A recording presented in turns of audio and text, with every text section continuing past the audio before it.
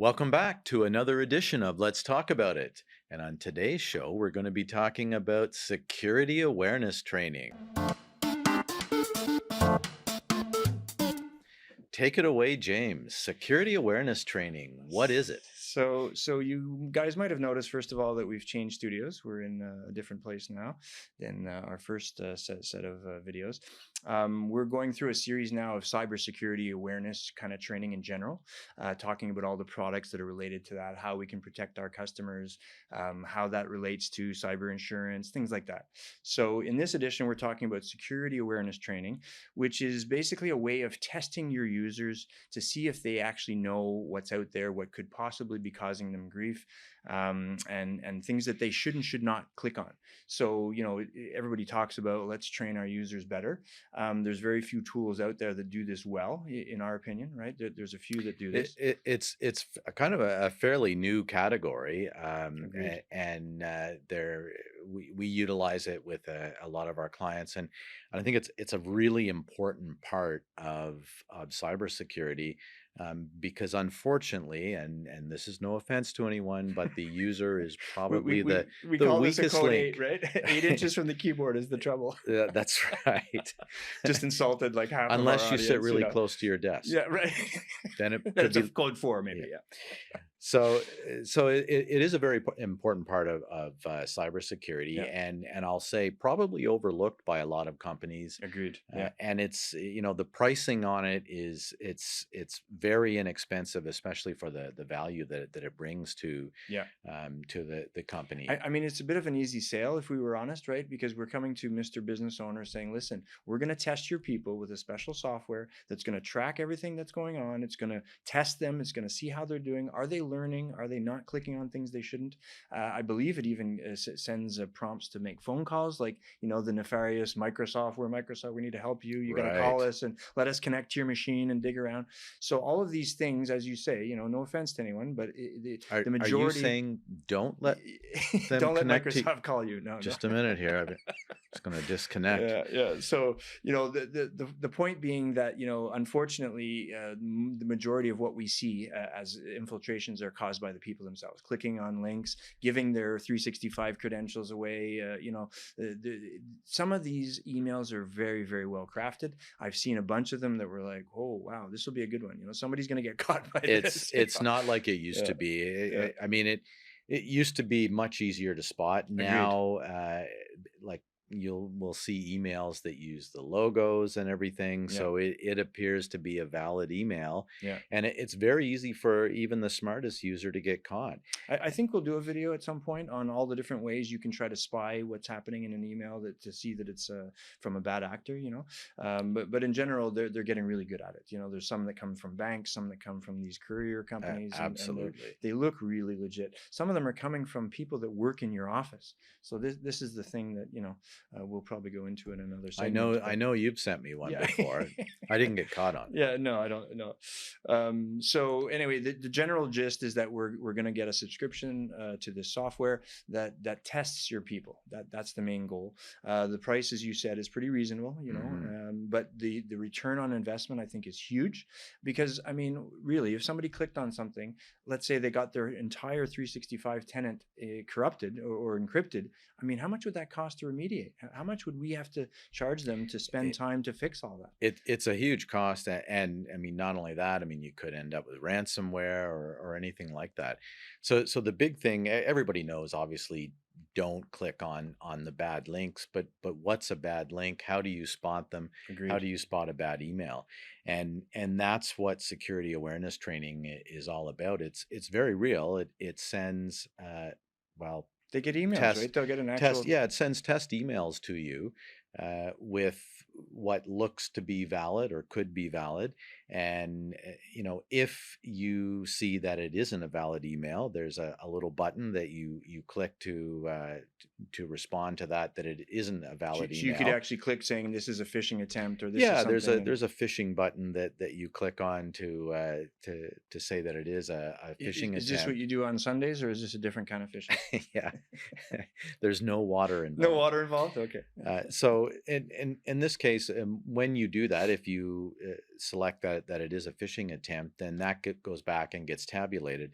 If you don't catch that and you click on the links, then that also gets tabulated.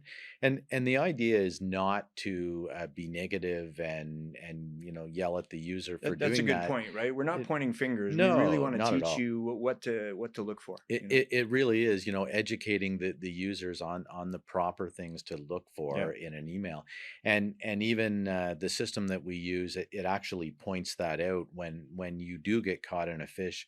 It points out what made it a phish, what you should What you look should have been for. looking for. Right. So then it scores everybody, and you actually get reporting back that will report back on the user I think base. And that's the huge component that really yeah. matters, right? Is the reporting on it, because it'll tell you how many people have failed. It'll tell you how many people have done well. It'll tell you how many who haven't clicked on anything at all, right? Who haven't participated in the courses or in the scam tests. What else will Who it are tell? now scared to read email at all. You read email? I have no time for that. But what else does it do besides fancy reporting and that? Is there other things it can do? So there's a lot of not just the phishing training that goes to your email. There's a lot of other training that the system utilizes, including videos. There's even TV shows that teach you about cybersecurity. What to look out for. Uh, it will even use systems where in an email there's a number you can call, and if you get hooked into calling that, then that again gets Goes against tabulated. you. There are also compliance metrics in there. So if you have to be compliant, for instance, HIPAA compliant or Huge these GDPR days. or Huge. PCI, Yeah. if you need to meet those compliance metrics, then there are courses in there that will They'll help teach you. teach you about those, so that you're prepared for that. And in addition to that, if you have other training material like onboarding training for new users, that kind of thing, you can also put it into the system, load it, and then get reporting back to know that they've actually gone through that. Well, So that's huge. So you're yeah. saying that the companies can upload their own material into the portal of this training You bet. software? And the great thing about that That's is you huge. now have a way of validating That that. people have read the training or That's right. read Users the have gone through the training, and you get reporting back on that. so it could be announcements about what we're doing in the company. It could be things that we want everyone to see, things like that, things we want them to sign off on. Yeah, there's literally tens of thousands of pieces of material in the system we use, and not only that, even if you want to print up posters, on various things Topics, like yeah. phishing and compliance, You can do all that. you can print those off and put them up So it's around all the there office as marketing. You well. just kind of brand it, print it out, do what you got to do. It's all there, and you have complete control over it. So it's very, very easy for